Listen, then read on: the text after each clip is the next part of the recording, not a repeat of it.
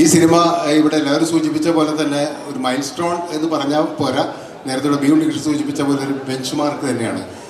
മലയാള cinema Manjummel ബോയ്സിന് മുമ്പും പിമ്പും എന്നുള്ള രീതിയിലാണ് റെക്കഗ്നൈസ് ചെയ്യുന്നത്, ലോകം മുഴുവൻ അംഗീകരിക്കുന്നത്.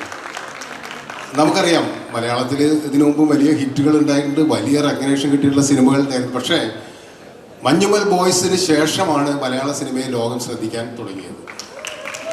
അത് സത്യത്തിലൊരു വലിയ സന്തോഷമാണ്. ഈ ടീമിൻ്റെ ഏറ്റവും വലിയ ഒരു സക്സസ് എന്ന് പറയുന്നത് അതാണ്.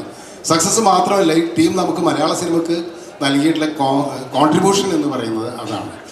അത് മലയാള സിനിമയെ ലോകത്തിൻ്റെ നിറയിൽ എത്തിച്ചു എന്നുള്ളതാണ്. ഇന്ന് മലയാള സിനിമയ്ക്ക് വേണ്ടിയിട്ട് ലോകത്തിലുള്ള എല്ലാ പ്രേക്ഷകരും വെയിറ്റ് ചെയ്യുന്നുണ്ടെങ്കിൽ അതിൻ്റെ കാരണം മഞ്ഞുമൽ ബോയ്സ് തന്നെയാണ്. ഇതിൻ്റെ എഫേർട്ട് എന്ന് പറയുന്നത് വലിയൊരു ഇതാണ്, അത്ഭുതമാണ് സത്യത്തിൽ ആ സിനിമ. ഈ വാർത്ത, അതായത് മഞ്ഞുമൽ ബോയ്സ് ഇങ്ങനെ ഈ ഒറിജിനലായിട്ടുള്ള ആൾക്കാർ ഇതേപോലെ ഈ ഗുണ കേവിൽ പോയിട്ട് അപകടം പറ്റിയ കാര്യവും രക്ഷപ്പെട്ട കാര്യവും അന്ന് പത്രത്തിൽ വായിച്ചിട്ട് നമ്മൾ ഭയങ്കര എക്സൈറ്റഡ് ആയിരുന്നു. രക്ഷപ്പെട്ടു എന്ന് പറഞ്ഞു കഴിഞ്ഞാൽ ഒരുപാട് പേര്, ഞാൻ ഗുണ കേവിൽ കാണാനൊക്കെ പോയിട്ടുള്ള ആളാണ്, കൊടൈക്കനാലിൽ ഷൂട്ട് ചെയ്തിട്ടുള്ള ആളാണ്. അപ്പോൾ അതിൻ്റെ അടുത്തേക്കൊന്നും എത്താൻ ഞങ്ങൾക്ക് പറ്റുന്നുണ്ടായിരുന്നില്ല, നമ്മളൊന്ന് അലോ ചെയ്തില്ലായിരുന്നു. പക്ഷെ അവിടെ പോയി രക്ഷപ്പെട്ട ആൾക്കാരെ തിരിച്ചറിഞ്ഞിട്ട് അങ്ങനെ ഒരു സിനിമ ഉണ്ടാക്കാനായിട്ട് ഇവർ കാണിച്ച അത് ഒരു സർവൈവൽ മൂവി എന്നുള്ള രീതിയിൽ മലയാളത്തിൽ വന്നിട്ടുള്ള ഒരു ഏറ്റവും മികച്ച സിനിമ തന്നെയാണ്.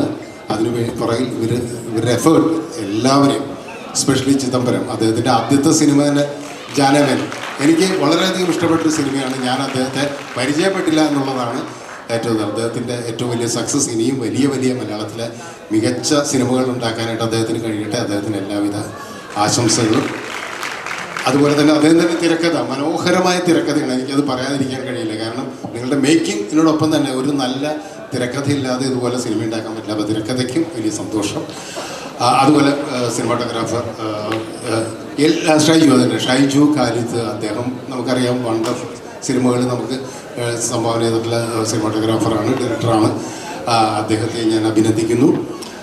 അതുപോലെ അതിൻ്റെ എല്ലാ ടീമും, ഇപ്പോൾ production designer, music director Sushin, of course, കാരണം ആ സിനിമയുടെ ഒരു ബാക്ക് ബോൺ എന്ന് പറയുന്നത് മ്യൂസിക്കാണ്. അതുപോലെ തന്നെ ആർട്ട് ഡയറക്ഷൻ, എല്ലാ ക്രൂ മെമ്പേഴ്സിനെയും ഞാൻ ഇതിൽ അഭിനന്ദിക്കണം. ഒപ്പം ഇതിൽ അഭിനയിച്ചിട്ടുള്ള ആൾക്കാർ, സൗബിൻ, ഓഫ് കോഴ്സ് സൗബിൻ ചെയ്തിട്ടുള്ള ക്യാരക്ടർ നമുക്കറിയാം, വളരെ റിസ്ക് എടുത്ത് അതിമനോഹരമായിട്ട് സൗബിൻ ചെയ്തിട്ടുണ്ട്.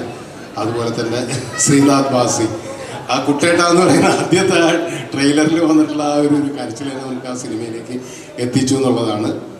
ശ്രീനാഥ് ബാസി, അതുപോലെ ടീം ഒറിജിനൽ മഞ്ഞുമൽ ബോയ്സിനെ സിനിമയിൽ അവതരിപ്പിച്ചിട്ടുള്ള ഫുൾ ടീം, അതുമായിട്ട് ബന്ധപ്പെട്ടുള്ള എല്ലാവരെയും ഞാൻ അഭിനന്ദിക്കുന്നു. എനിക്കിങ്ങനെ ഒരു ഓപ്പർച്യൂണിറ്റി കിട്ടി വലിയ സന്തോഷമുണ്ട്. ഞാൻ നേരത്തെ വന്നു, പക്ഷെ അതിലെനിക്ക് യാതൊരു വിഷമവുമില്ല.